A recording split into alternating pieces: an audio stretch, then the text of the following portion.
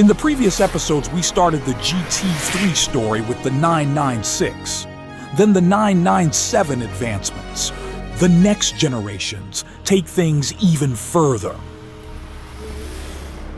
The 996 started the legacy against all odds. So if you are buying a GT3 in 2026, which generation do you buy?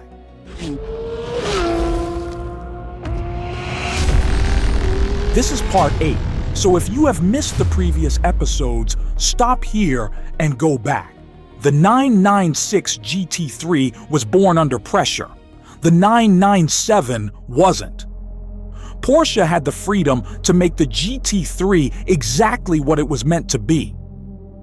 It added modern technology while staying true to what made it a driver's car. The RS. This is where things get serious.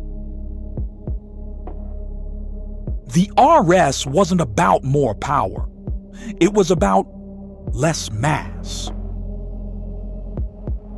Carbon fiber components, a polycarbonate rear screen, reduced sound insulation.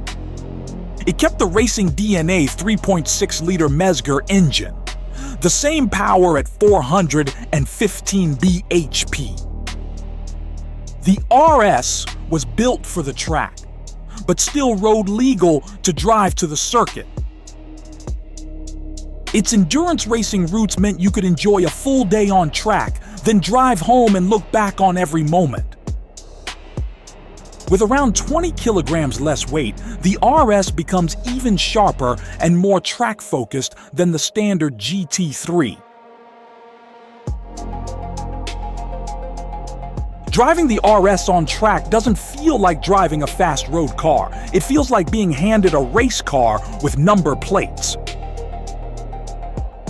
With 301.8 brake per ton, the RS feels brutally fast, endlessly eager out of every corner. It launches, hurling itself down the straights with race car urgency, able to achieve 0 to 60 in 4.2 seconds from a naturally aspirated engine. A power curve that is like nothing else. An engine that feels alive. The non-RS GT3 has a dual mass flywheel, but the RS uses a single mass made from lighter components. The first 3 gears, you can really notice the difference.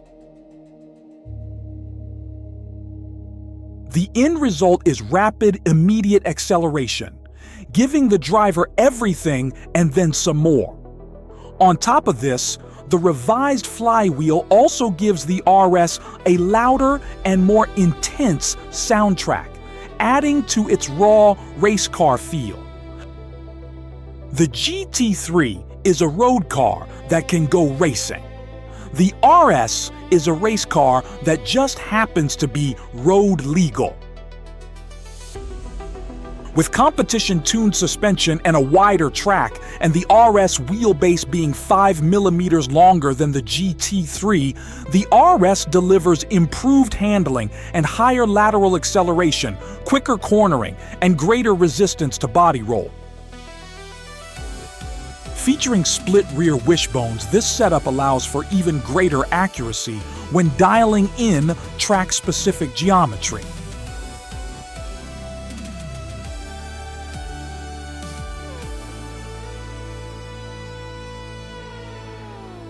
The first thing you notice is the response. Every steering input is instant, and every throttle requirement is answered immediately. The RS delivers a level of driver engagement no other manufacturer could match, rewarding great driving while encouraging you to become better. Like the GT3, 19-inch alloy wheels, the brakes can use the carbon ceramics straight from the GT Racing Cup Series. But the RS didn't come as standard with ceramics.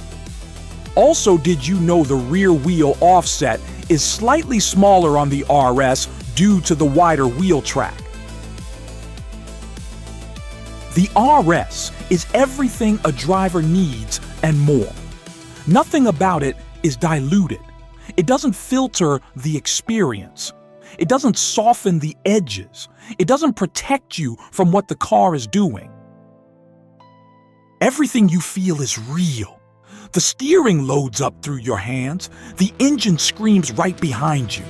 The chassis talks to you through every corner. There's no software smoothing things out, no artificial feedback, no safety net trying to hide mistakes. It's not built to flatter you, taking you beyond your own limits with tech behind everything. It's built to connect you to the limits of your own ability. It's the most raw, unfiltered expression of what a Porsche driver's car should be. So is this the one to buy in 2026? Or does the updated Dot 2 offer something more compelling? And then, the next generations. While the 997 was the last GT3 to feel truly analog, the 991 takes that foundation and evolves it in a very different way. It wasn't just fast, it was more composed, more refined, and faster overall. But what about the 992? This arrived at a time when technology and performance expectations have leapt forward. The best GT3 to buy in 2026 is unknown at this point in the series. In Part 9, we continue. Thanks for watching. And don't forget to subscribe and give it a like.